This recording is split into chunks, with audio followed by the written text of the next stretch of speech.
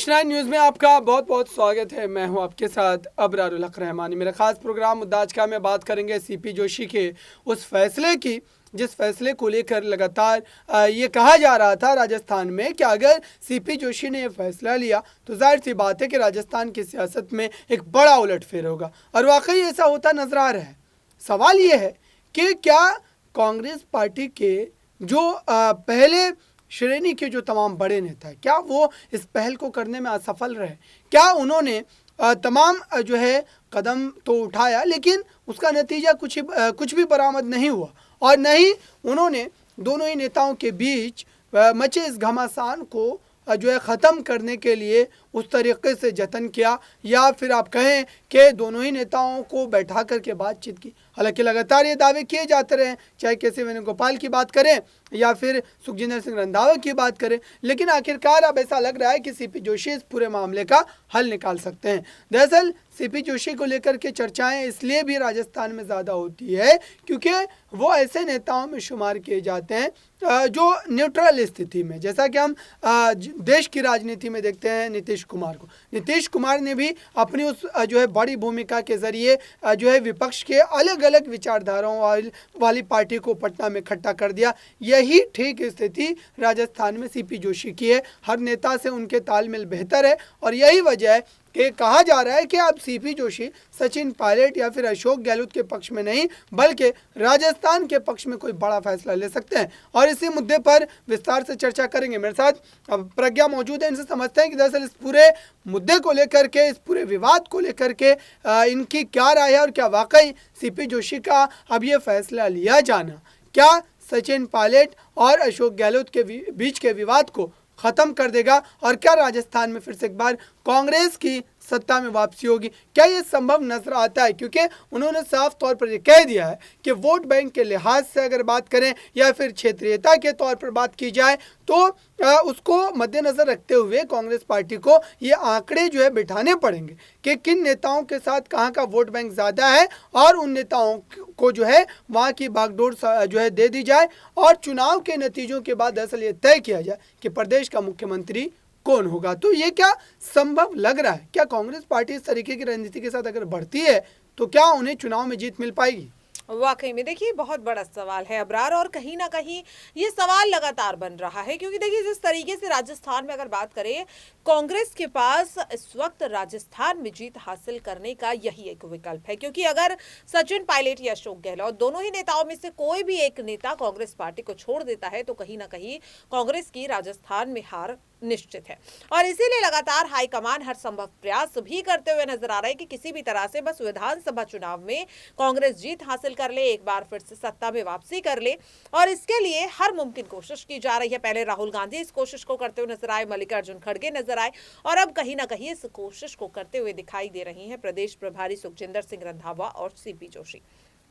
देखिए इस चीज को समझने की जरूरत है अबरार के, कहीं ना कहीं सीपी जोशी इस चीज को बेहतर ढंग से समझ रहे हैं कि राजस्थान में इस वक्त कांग्रेस की मजबूती को अगर बनाए रखना है, जो विधायक हैं, जो मंत्री हैं, उनको अपने साथ जमा कर रखना होगा। और इस वक्त जिस तरह से सचिन पायलट समय समय पर अपनी नाराजगी को जाहिर करते हुए दिखाई दे रहे हैं, अगर बात करें 11 मई की, जब उन्होंने साफ तौर पर अगर बात करें अपने नई पार्टी के ऐलान करने की बात लगातार उठती हुई दिखाई दी, अपने उन्होंने जन संघर्ष यात्रा का ऐलान कर दिया था, और अब जिस तरीके से 11 जून को जब उनके पिता राजेश पायलट की पुण्यतिथि थी तब भी कई तरह के कयास उठते हुए दिखाई दे रहे थे, लेकिन कहीं ना कहीं सुखजिंदर सिंह रंधावा और सीपी जोशी का इस पूरे मसले पे बहुत बड़ा योगदान रहने वाला है। क्योंकि आप ये देखिए कि इस वक्त अगर सचिन पायलट को पार्टी में बनाए रखने का कोई काम कर सकता है तो वो है सुखजिंदर सिंह रंधावा। सुखजिंदर सिंह रंधावा साफ कर चुके हैं कि इस वक्त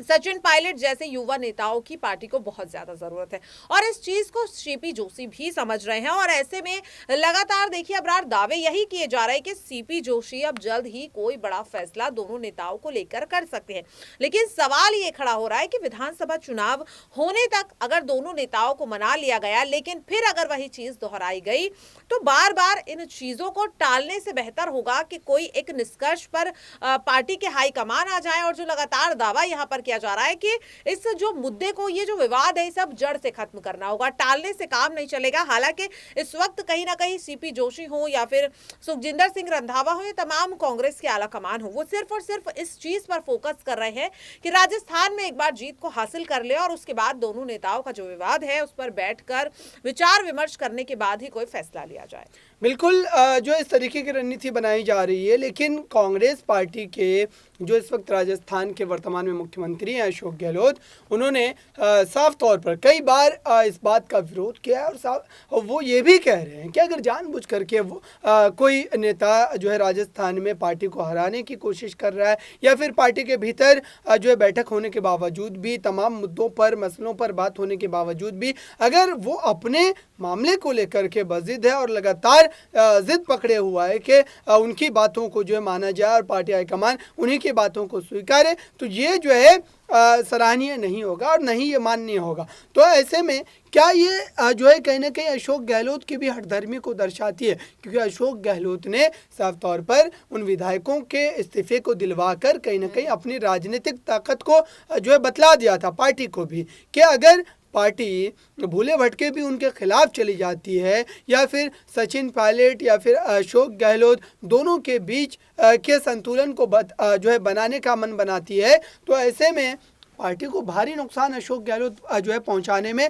किसी भी तरीके का संकोच नहीं करेंगे। और ये बात बखूबी जो है कांग्रेस पार्टी समझती है। राजस्थान में लगभग आप कह सकते हैं कि ओबीसी वर्ग का जो पूरा वोट बैंक है वो अशोक गहलोत के साथ है, और अशोक गहलोत को नाराज करना मतलब कांग्रेस पार्टी खुद अपने पैर पर कुल्हाड़ी मारेगी और सत्ता पूरी तरीके से वो खो बैठेगी। भले ही सचिन पायलट के साथ भी जो है खिलाफ जाने का मतलब यही निकलता, लेकिन सचिन पायलट अभी भी अशोक गहलोत के मुकाबले में उतने अनुभवी लीडर नहीं माने जाते हैं। तो ऐसे में क्या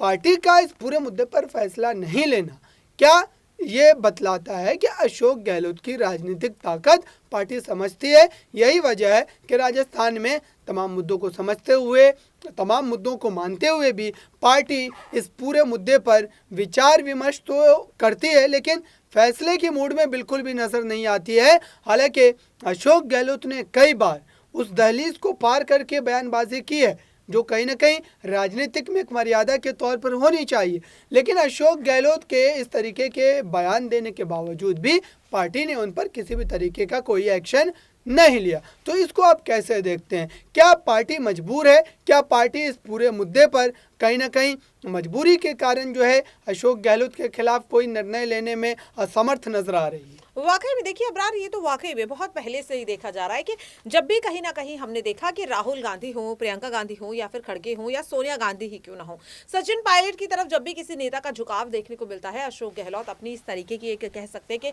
चाल जो है वो चल देते हैं। और ऐसा ही अभी देखने को भी मिला। अगर मैं बात करूं जिस तरीके से साल 2022 में जब चिंतन शिविर के दौरान राहुल गांधी ने साफ तौर पर सचिन पायलट की तारीफ की, नेशनल हेराल्ड केस के वक्त भी जब तमाम जो नेता थे वो हिरासत में लिए गए, ऐसे में सचिन पायलट से जो कांग्रेस को संभाल रहे थे, मजबूत कर रहे थे, और उस वक्त जब राहुल गांधी को नेशनल हेराल्ड केस में राहत मिलती है तो जब वो बयान देते हैं तो बयान में वो साफ तौर पर ये कह देते हैं कि सचिन पायलट जैसा नेता कांग्रेस पार्टी को बहुत ज्यादा जरूरी है। यहां तक कि उन्होंने अशोक गहलोत को मजाकिया लिहाज में ये तक कह दिया था कि अशोक गहलोत के अलावा अब राजस्थान में हमारे पास एक और ऐसा चेहरा है जिसे हम मुख्यमंत्री के तौर पर उतार सकते हैं। और इसके बाद ही हमने देखा कि जब अशोक गहलोत जो है वो वापस लौट जाते हैं और तभी सचिन पायलट के खिलाफ एक साथ जो अशोक गहलोत खेमे के जो 90 विधायक हैं वो इस्तीफा दे देते हैं, और ये जो आंकड़ा है लगातार बढ़ता ही जाता है। तो देखिए अबरार,